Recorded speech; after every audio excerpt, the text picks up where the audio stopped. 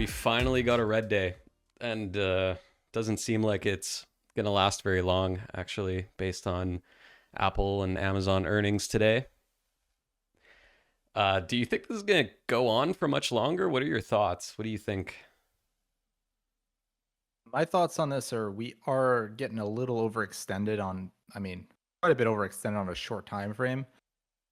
This isn't to say that the market can't go up, and I think that um, the basis for understanding what our view on risk assets at the moment is we are in a non-risk on. We are not in risk on, so we don't fundamentally have a bullish outlook on risk assets where we would be long them. So simply put, QQQ is bullish trend. If we were in a risk on regime, the regime would be risk on, the trend would be bullish, we'd be long QQQ. Given that the regime is not aligning, it doesn't give us the confidence that we see materially higher equity prices or that risk on assets like QQQ will ultimately outperform defensives or risk off plays. So we could go up given that we're in a bullish trend. So as long as we're in a bullish trend, the price is somewhat skewed to the upside, but we did skip up a lot in price over the last couple of days. And Artie and I, we were just speaking about this earlier this week that we got the risk off pivot. The signal started deteriorating before the tariff announcements on 10/10. And we ended up getting the signal on 10/10, so we execute the next day and we sell our risk assets. And that was probably, it doesn't look that good in terms of QQQ, right? Given where we sold out and what we pivoted to, but it does look a lot better when you look at something like Bitcoin, which has gone nowhere, if not pretty much only down since pivoting. All in all, NASDAQ did rip, and I think that there was a lot of political noise out of the equation. So the entire 10 liquidity cascade that happened, it did not drive our positioning shift. It wasn't a sentiment driver for us. We didn't change positioning because of the China tariffs that came onto the table. But what it did do was skew a lot of market sentiment and bake in a lot of offside positioning. And what it allowed to happen basically was a short squeeze to the upside. And you're seeing that now. Like, I'm not saying the rally's over. It could go up, it could go higher. Remember, Nasdaq is still in a bullish trend, so it could grind higher. We just don't have enough conviction to 3 times leverage long it in our portfolio. You're seeing earnings come out, and some good, some mediocre, and there's only a handful of stocks that are actually doing good on earnings. And like we had Mag 7 earnings this week, FOMC this week. We even got some clarity on the China trade deal this week. And pretty much all of that together, the market is lower. So I think a lot of people were thinking that the market would scale higher on those headlines, each one providing more rocket fuel for the leg up. But we're kind of seeing the opposite. I mean, we have a strong move here after hours, given Amazon's nice beat, but and Apple. But I think that the ultimate driver here is we're going to have to figure out and see is if the risk regime itself can shift in gears and lift us up into a risk on regime, because that would give us significantly more confidence and enough conviction to put on leverage longs. So we don't have that at the moment. So for us, it's a nice rally, but we're not completely buying that this is, going to melt up even higher. Yeah, it really seems like it's been thinning out over the past few days. Like IWM is struggling to rise. You've got other sectors that are not grinding up like the Nasdaq, and now even the S&P is not even moving up as much as the Nasdaq. Like the S&P's actually been lagging a decent amount the last few days. So it really feels like you have like a handful of companies dragging the Nasdaq up while everything else slowly deteriorates. And like even the news that we got this week, like the market was pretty much pricing perfection. It was expecting perfection. And then you have Powell coming out and walking back a cut in December. You've got Trump going to China. Everyone's expecting tariffs to be removed or a deal to be reached, and it was kind of a nothing really happened. Like he slightly reduced tariffs and that's it. So it's as if like reality is not really keeping up with the expectations. And I think the fact that we're not getting government data as well just adds to that noise. Like we don't have things to bring the market back to reality. That's the way I see it, at least. I don't know if that's just BS or what, or if that's cope, but at the end of the day, Yeah, like I'm not getting any FOMO. The way that I think about it is we use leverage, so it's like, you know, people that are trading spot, they're like, oh, this is a huge rally. You just missed a massive rally. It's like, okay, well, we get gains like that with triple leverage pretty often, so it's not that big of a deal.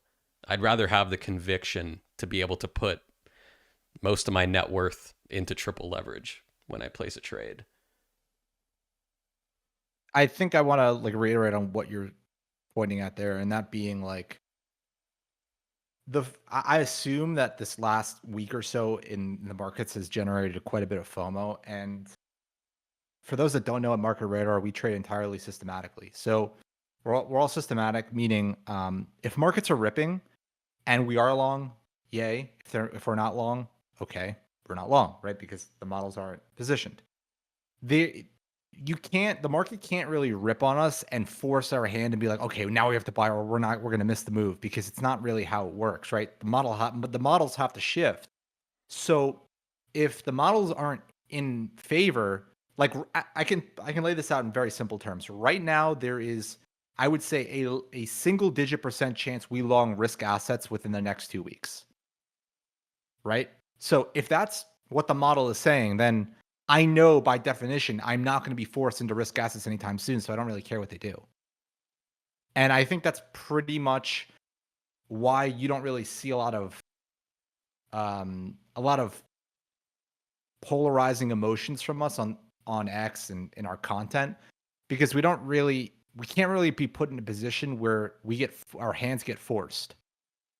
The system could shift, the models could shift at inopportune times, and over a long enough time series, there are going to be points where, you know, you end up getting placed into a trade at an inopportune time, and maybe it's a local top, maybe it's, you know, a choppy zone, and these are things that are just going to happen. You can't really avoid them. You have to think bigger, and we've seen this happen. We've been through them. We understand how this works. It's not something that gets on our nerves. What does, I think, bother us a bit, and this is full transparency, is that the environment this year has in fact been very hard for systematic individuals or systematic models and traders, or basically programs like us, where you have this macro regime that's convoluted by political headlines that create these semi periods of differentiating risk regimes within a broader defined risk regime. So,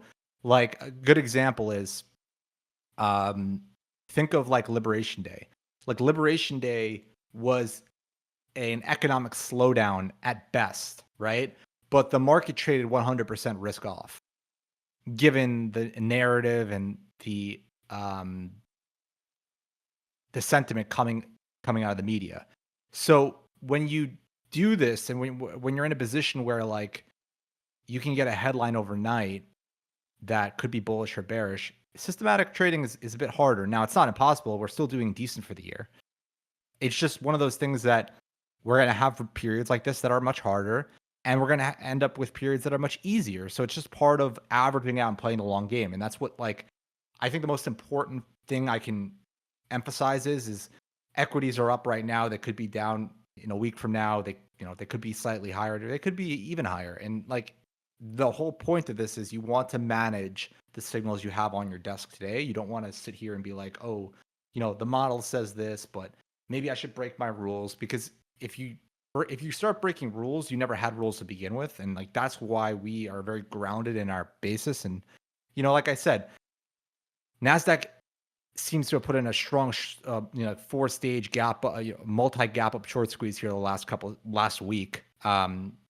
other risk assets aren't really aligning with what the Nasdaq is saying. So either the Nasdaq's leading or it's getting very thin here and something's going to deteriorate. We don't short either, right? So like we're not going to sit here and put on short positions because we're on risk off, because what that does again is put you in an uncomfortable position. Nasdaq is still in a bullish trend. It could go up. We just don't see there being enough conviction at the moment to put 3 times leverage on the table. You could be smart, trail your stops if you're long, but for us, better plays are had elsewhere.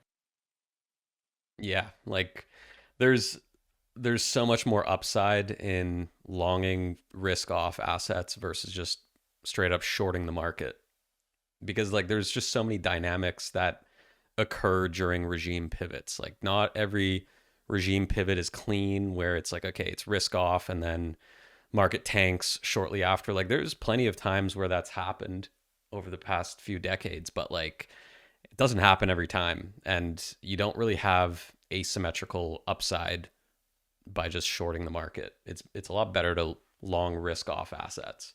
And then you're not Yeah. putting up as much risk either. Like your losses pretty much uncapped when you're shorting.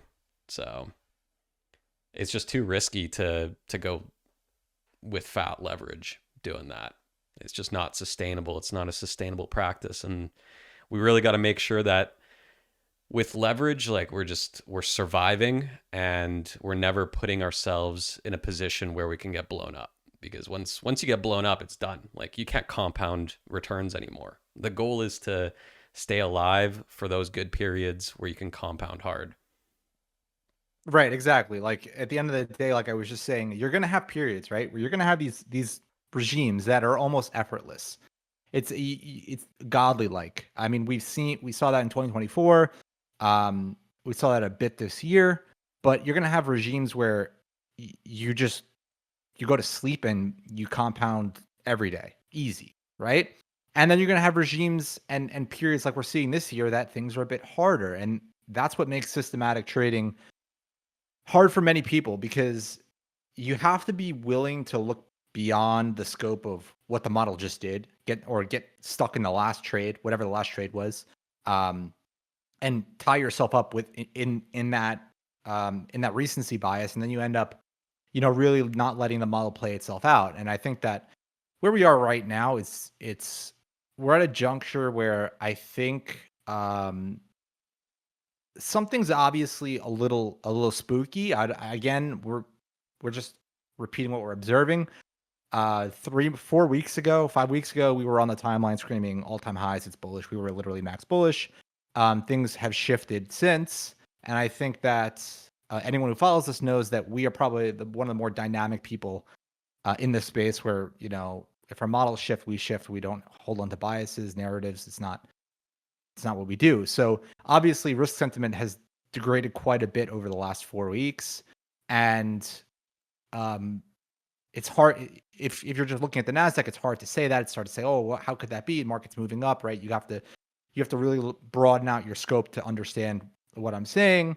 I think there are some things like, again, Bitcoin. Now, is Bitcoin signaling something early, or is there an issue in the crypto space? Is it crypto contained? I.e., did you just have a liquidity cascade earlier this month and you destroyed a good part of the liquidity in the sector? Is that possible? Sure, it is. Is that directly correlated to risk assets? No. See, that's a little bit less correlated. So now it's more of just this crypto specific issue. So you could say that's why crypto is trading the way it is, and maybe the market's okay. But all in all, this is a multi-trillion-dollar asset at this point. So this is not Bitcoin is not Bitcoin in 2018, 2017. It's become quite large to the point where, like, if we were in a true melt up, if we were actually melting up, if this was 1999, Bitcoin wouldn't be at at local lows here. Like, Bitcoin would be up. It wouldn't be down. So that's one thing that we're looking at. Another thing is the small caps, right? I don't know if I tweeted this already, but I know we spoke about this earlier this week. Spoke in the chat as well.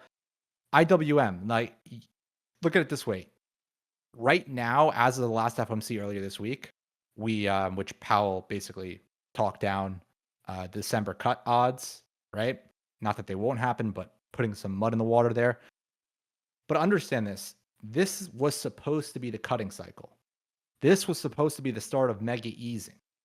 QT's ending, right? Like, not that QE is starting, but liquidity reserves are going to be stabilized. Reserves are going to be stabilized with additional liquidity in the near future, and this should be overall supportive, right? Now, if you're looking at small caps, they didn't go anywhere for the last like 2 years, and they should be going somewhere now if we're getting this real rate cutting cycle, but they're not. Why are small caps not going up? Why are they actually like? Why can't they even take out last year's highs for like by a decent margin? What's going on here? Again, another thing. Something is not that the market is doom. Now, this is not doom post. This is not like a doom narrative. It's just observations, right? We're in a risk off regime, so therefore we're going to have more of a negative outlook because our models are trying to tell us something. So we should be looking for those signs. Small caps being one of them, Bitcoin being one of them, right? And you go a step further, I think that there is probably some alpha in things like watching something like commodities, specifically copper. Um, Given the huge tailwind for copper for data center plays and whatnot, right? Obviously, it's a very conductive metal, right? So it's important in data centers. The fact that copper is almost struggling here, it's not bearish yet, but I think it's something where we have to pay attention to. If copper starts breaking down, like a simple observation could be, take the 10-10 lows on copper. And we'll even put let me see if I can get the cash price because futures have contract rolls. So let's get the cash contract here. Okay. So let's just say we take the 10-10 lows on copper, right? So as long as copper's above these lows, I think that you could make the case that things are okay. But if you start taking out these lows, losing Momo, breaking down, I think you have to be concerned at least a bit because copper shouldn't be breaking down. Now you can argue like commodities. There's two factors, right?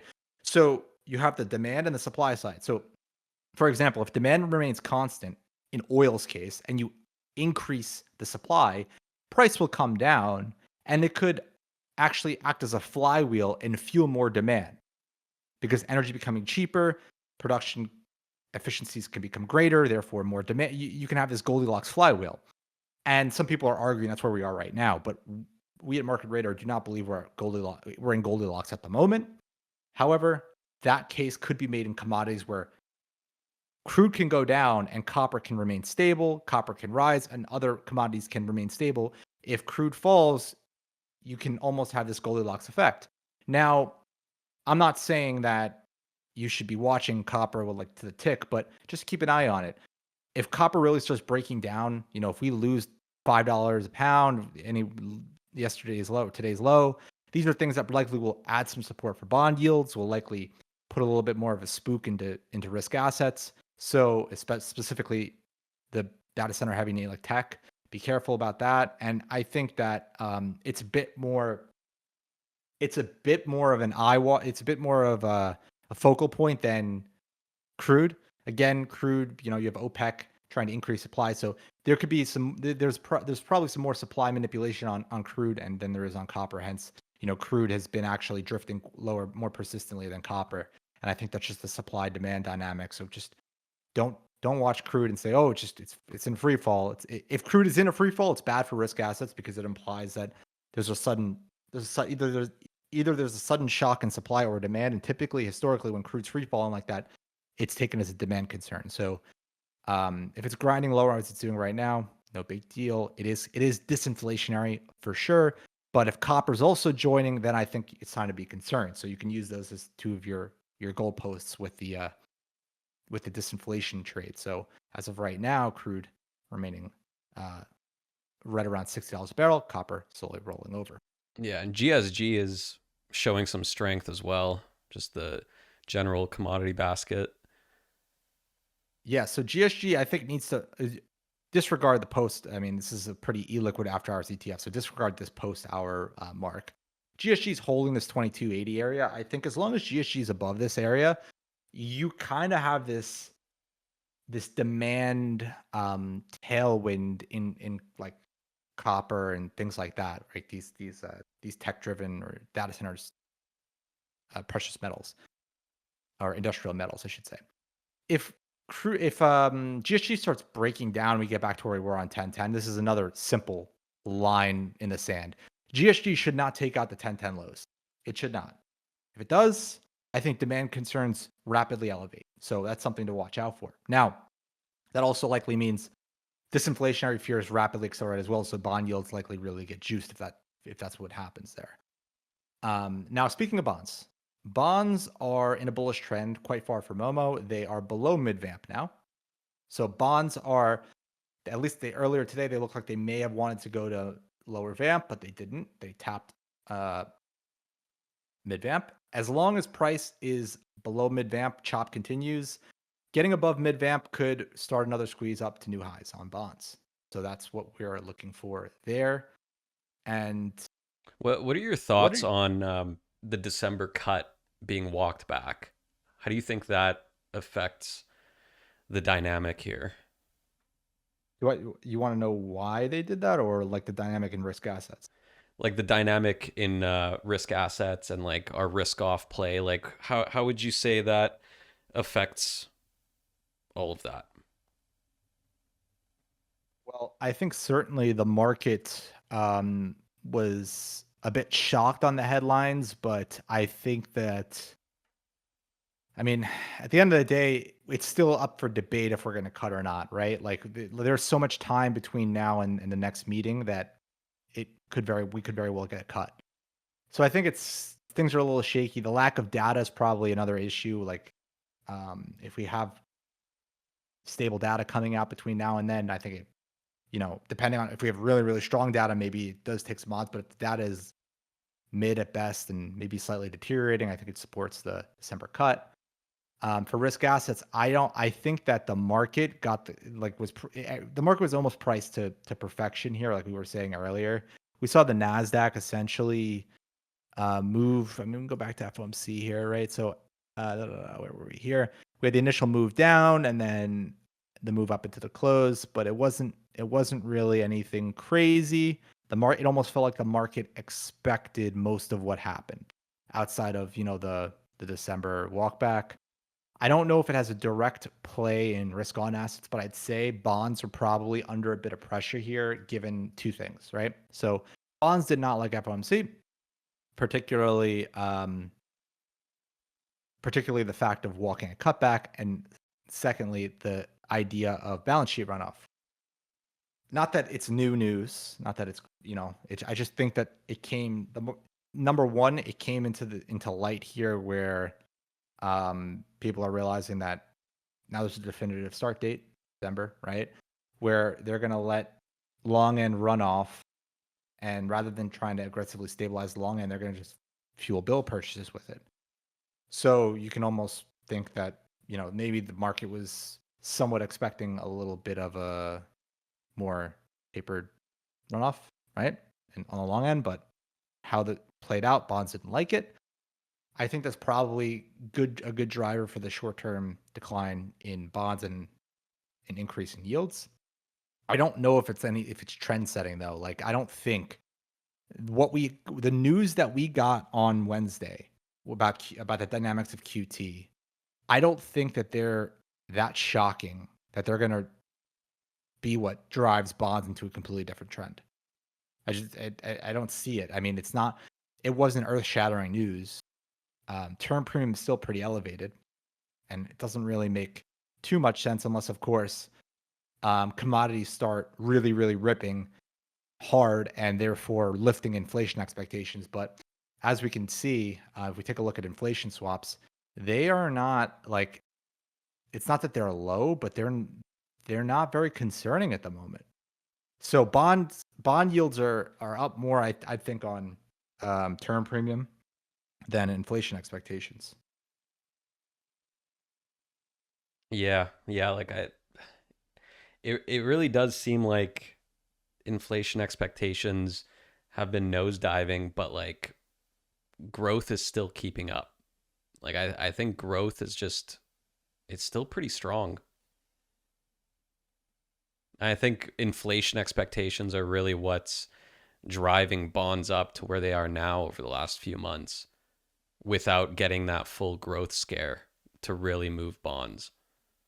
I think like we only have Yeah, half the equation at the moment.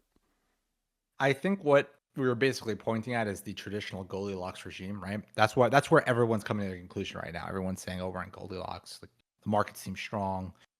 GDP now is strong. Inflation expectations are falling." But um, the But the thing simplest way to put this, if the thing with growth though is like it's strong until it isn't. And then you get that that's growth true, shock. that's true. Now you can't really use GDP now as a leading indicator. I don't know how else to say this, but if it's on the Fed's website like that and everyone can see it, it's not really going to be a leading indicator, especially when it's the calculations are not complex, very easy to follow, very easy to understand. The market can, the mar see, the thing about GDP now is it's not really an estimate, it's a nowcast. So you need the data to come in to align the nowcast. There are some estimation there, sure, but the market's not running off of direct quarter. Where are we at this point in the quarter? The market's looking forward even further. So you need to be a bit more dynamic with your growth estimations and your growth gauges. Now, could the market be in a Goldilocks environment? Yeah, it's possible, but for whatever reason, our growth index has seen some pretty hard negative impulses over the last couple months or after the last month and a half. And I think that this is telling us that at least our model foresees whatever environment we're in right now to not be persistent. Now, could that change? Yes, for sure. Our models update daily. But at the moment, I think that Goldilocks is where we're kind of baked in right now. I think that's where we have been. You could argue that we were like inflation itself is not really that. Inflation looks okay on the way swaps are falling, but the impulses that are fueling inflation are not actually degrading. Like swaps are coming down, but they're just coming down at a slow pace. Are still quite inflation expectations are still quite high in terms of where we need to be.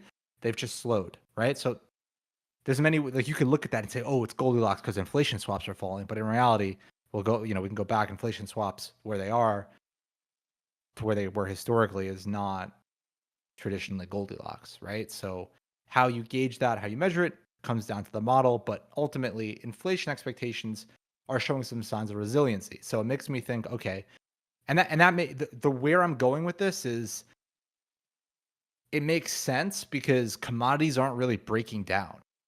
Yeah. Like when I look at this inflation index, I say, okay, inflation index is showing bullish impulses, stronger impulses. Where can I look to see if inflation impulses are strong? Well, and just go to GSG. And I can see, okay, well, in a real Goldilocks environment, we should see commodities a lot weaker. Why not? Why are they not? Right? Okay, they're not. So something's going on here. Um, and then you might ask, well, okay, inflation impulses are quite strong. So how could bonds be a buy, for example? And the reason is bonds could be a buy because inflation impulses could roll over at any moment. Number one. Number two, there's a large amount of term premium. It's not extraordinary, but there's enough term premium there that if you do get a real growth slowdown, that fuels negative inflation impulses due to demand collapse or basically a demand crunch. What would happen is term premium would collapse, and that environment bond yields would glide higher effortlessly. So glide lower. Sorry, bonds would glide higher effortlessly. So I think that's where a lot of people get this confused, where you're looking at this environment, and you're saying, well, how does this work? And the reason our models are set up the way that they are is the way that this works is quite dynamic. We are playing the odds of high that provide. We're using the plays that have the odds of working out the easiest path of least resistance. Right. In a risk-on regime, we want to be long the easiest things to make money. In a risk-off regime, we want to be long the easiest things to make money. Either way. So right now we're in a slowdown regime. And we could very well shift back into a risk off regime in the next couple of days, depending on where growth impulses go. And if that is where we're going to go, we have to adjust our models accordingly.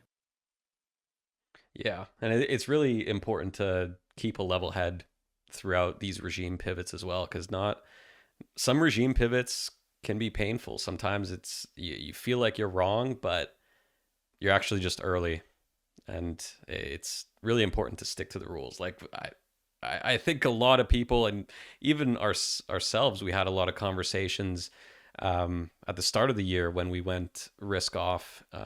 Actually, December last year, and we were risk off for a couple of months there before it started to take hold in the market. And I think that's kind of the risk off that we're in right now too. I think things have gotten very frothy, and that growth deterioration that our system is picking up on just isn't strong enough yet to really fully take down all of this froth.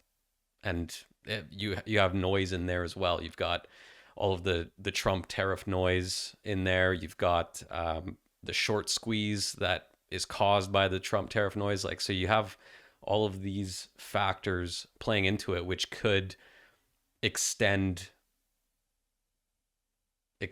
just how strong the Nasdaq can be before these growth impulses that our system is picking up on actually fully take hold. So yeah, it's tricky, I think but we just gotta I have a think level this head. I think this actually believe it or not, we're going to go back a little bit further here. So December 24th, we pivoted for what basically adding some context to what Artie's saying. December 24th here we pivot risk off. Okay? Where we sell all of our leverage Nasdaq right here. We also do the same thing, I think it was here. Was it the 2nd of July, right? I believe it was the 2nd of July. I think so. Okay. So you can see that sometimes the market does drift higher. Sometimes the market goes higher altogether, and the idea is at least the risk off plays outperform the market relatively. So you're getting upside either way. But our models are not designed to time the tops. Our models are designed to shift as early as possible, because when you're using 3 times leverage, the last thing you want is to be caught in a liquidity cascade where the dips keep dipping, where they just go and you don't get an exit opportunity. It's the last thing you want. So our models are really designed to be hypersensitive to risk off. You could argue that our models might be you can argue that maybe our models are a little too shifted towards picking up on risk off signals, but it's important when you're running the leverage that we're running, especially over a long enough time frame, you do not want to be caught in the noise. So even here, we sell out, market starts going up, people get FOMO. Same thing here. We're basing pretty much around here. Everyone was thinking, "Oh, this is the consolidation we're going to moon," and we just got nuked. So risk off is a bit challenging because sometimes it does test your emotional abilities and your emotional your ability to stick with the signal, right? So right now, the signal is not positive for risk assets. Can that change? Yes, it can, but I don't think, here, simply put, you're not going to see a risk on pivot in the next few weeks. Maybe you do, but the chances of that happening are, again, below 10%. So if you're wondering if, like, are we going to buy this up here? The odds of us buying anywhere here, anywhere at least in the next couple of weeks on the Nasdaq, less than 10%. So odds are we're not buying risk on assets anytime soon. So if you're wondering if we're going to get FOMO or anything, it's not how we work. I can tell you right now, we're not buying it. We're not buying the Nasdaq, at least not right now. And it has nothing to do with my opinion. It has nothing to do with the fact the Nasdaq is up. It has nothing to do with China. It has nothing to do with tariffs or earnings. The models are the models. Now, they are not signaling positive risk appetite. That can shift, but it's not going to shift quickly based on where we are right now. If anything, there's indications that it's just going to get worse. So we're managing our risk. And I think the most important thing, I know, like, the risk pivot was pretty magical on Bitcoin, much more magical on Bitcoin compared to to the Nasdaq. And I think that you're at a phase here where you're going to need those growth impulses, like Artie was saying, like these impulses to really roll over, I think, a bit more to get that further cascade. I mean, we were speaking, I think yesterday, the day before, that there's probably another liquidity cascade, or at least a short one in Bitcoin. And we saw that happen within a couple hours of us posting that tweet.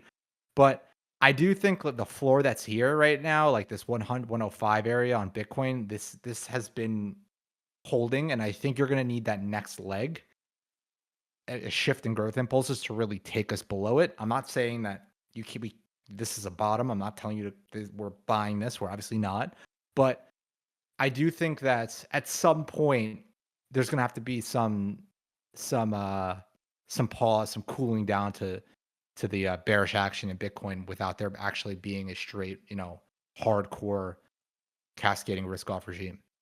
Yeah, and I think like inflation impulses would help with that as well. Like we don't even really need growth to break down for Bitcoin to break through that. I think even just a breakdown in inflation expectations is enough to take Bitcoin below that low and possibly go down to 100K or lower. Yeah, so for us right now, we're not really bullish Bitcoin at all.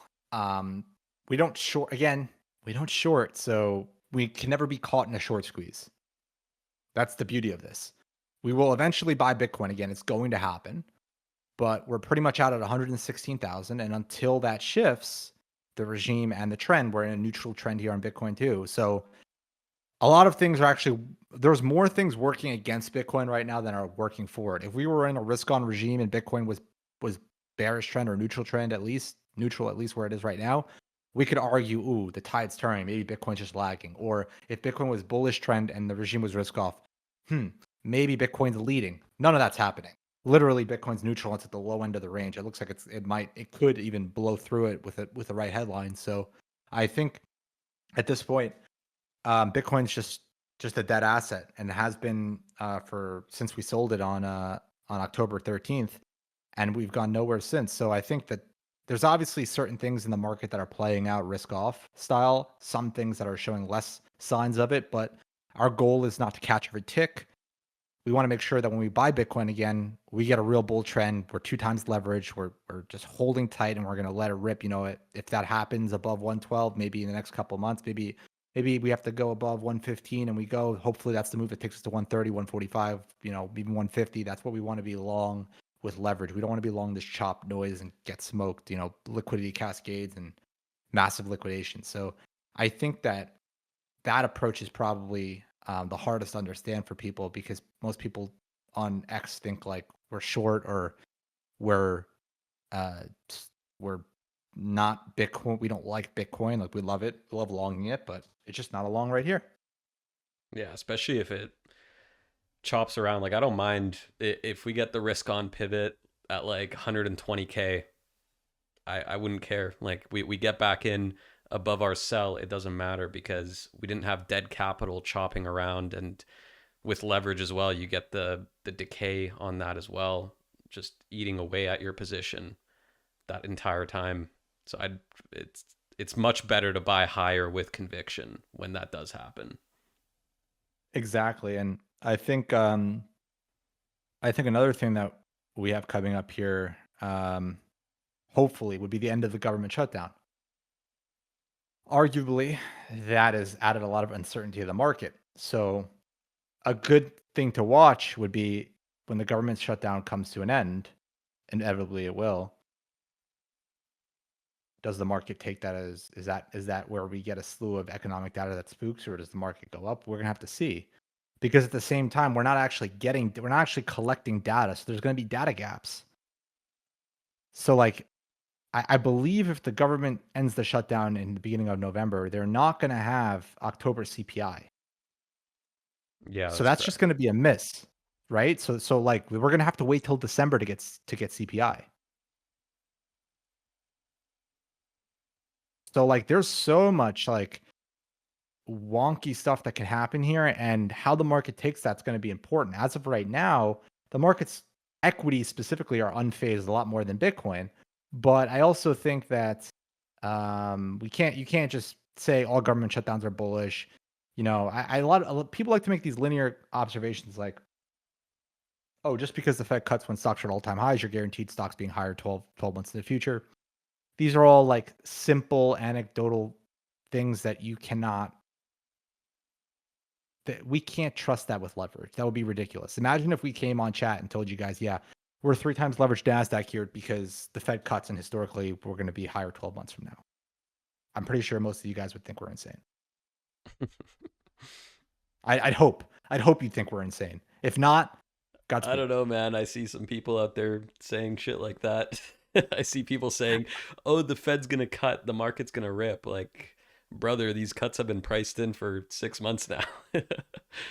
Yeah, probably the biggest concerning thing for me, or the most concerning, I should say, is IWM. Like, why are small caps not ripping? What is going on? What is Yeah, wrong? something is awry. They're also not breaking down. Want to put that out there? They're not cascading. They're not like at 52-week lows. But like, why are they not break? Why are they struggling? This is supposed to be the easiest money in a rate cutting. So based on consensus, right? Rate cuts are happening. Look, last FOMC, the small caps ripped. I think it was here. Well, literally last FOMC, we got the rate cut and they ripped and they got sold. They went up a couple days, got sold. Went up, got sold. They IWM can't break 250 for the life. Like it's cooked. And it makes me think like every time we test and fail, like something like just time and time again proving that something's wrong. And I honestly think like that's where we are is in an environment where like you could end up seeing like some more resiliency in big tech if this AI bubble really gets concentrated. Like for example, if the data center play like if that's really the bubble and that's what's inflating, there could be an environment where you see like everything else but the Mag 7 core AI data center group pretty much unload to the downside, and maybe that state there's like some last chance of resiliency. But I don't think anything in the economy is permanently immune, right? Like if there's a slowdown, here's a good example. You can look at Meta, right? So you can argue like Meta's earnings were not too good, and you can argue in a company like this, maybe not Meta's case specifically, but if this AI bubble is going to blow up, but maybe the business cycle shifts, what happens is AI companies like Meta, they lose the justification for excessive capex if other lines of revenue start to slow. So you can argue that the AI bubble is like this holy grail. It's the only thing that matters. That sell everything else. No matter it's immune to the economy. It's not, because these companies need to maintain capex. And if for whatever reason there's a drastic hit to their earnings, X AI related, meaning like for example ad spending for Meta in Meta's case or Google, etc. Google did have good earnings, but you're understanding where I'm going with this. What ends up happening is like the cash flows that lead to AI capex are become constrained because investors are concerned about the operations of the business, right? And this is obviously a lot different, but at the same time, kind of similar to what happened to Meta with the metaverse back in 2021. They were burning all this capex and then earnings took a hit and then the whole thing got smoked. We're not telling you Meta's going down 60%. Just understand that is probably where you have two avenues of failure for the AI bubble. Number one, the business cycle turns and just the overall profit direction of these companies decline. And two, you start to see drastic stallouts of efficiency gains in these AI models. Like if these AI models hit a wall and they just plateau, and they really that would probably be very bearish for AI. But we're not really seeing that yet. I do think that if we do see some negative growth shock in the market, that would probably be what drives at least a cool down in the AI sector for a period. It may not be the end of the AI bubble, but it may put a little, take a little air out of the market. And that's where we stand at the moment. Like, how could things get bearish? A lot of things could happen. One of them, again, just being a business cycle turn. The model is telling us risk off, so that's what we're riding until it shifts. I think we can wrap it up there. If you guys want to ask us some questions, join the Discord, and you can ask us questions. You can join the Discord by going to our website, market-radar.com, make an account, sign up, join us.